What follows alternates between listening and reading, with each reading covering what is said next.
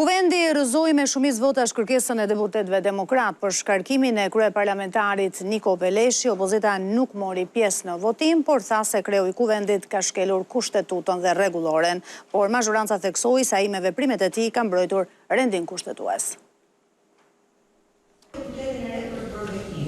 Ashtu siç ishte paralajmëruar, majoranca e rrëzoi kërkesën e opozitës për shkarkimin e kryetarit të parlamentit Niko Peleshi. 89 vota kundër, 10 vota pro, 0 abstenim. Nuk miratohet. Demokratët, të cilët e iniciuan këtë proces, refuzuan të bëhen pjesë e votimit të fshehtë duke argumentuar përmes relatorit që prezantoi raportin e tyre.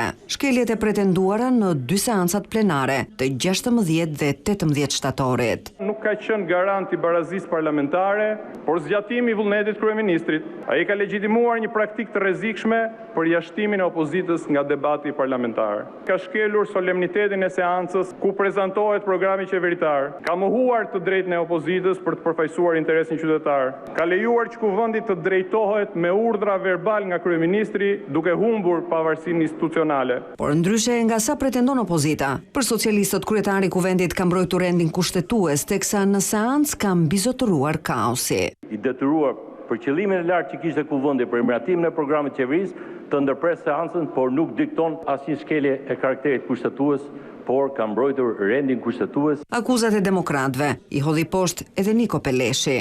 60% të kohës e ka patur opozita. Shkaku që na sjell në këtë procedurë është fryma antagoniste dhe përçarse, nga e cila nuk heqim dot dorë.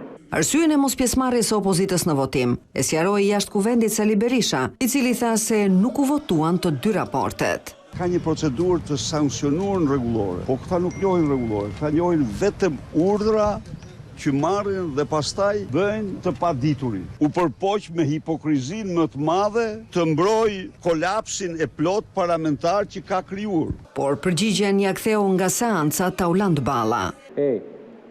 Votohet vetëm kërkesa për shkarkim. Dezertimin tuaj që u mbush mali plot me rrush edhe na polli vetëm 10 vota në favor të kërkesës për shkarkim, shkoni mblidhni grupin parlamentar, gjeni ku ju kanë shkuar votat, nuk kanë ardhur këte nga ne, po nuk dihet ku kanë ikur. Demokratët e akuzuan kryetarin e kuvendit se ka kryer 5 shkelje të rënda. Në seancën e 16 shtatorit, sipas tyre u ndryshua rregulloria që çoi numrin e komisioneve të përhershme parlamentare në 11, ndërsa në ato të 18 shtatorit nuk u lejua debati parlamentar për programin qeverisës Rama 4.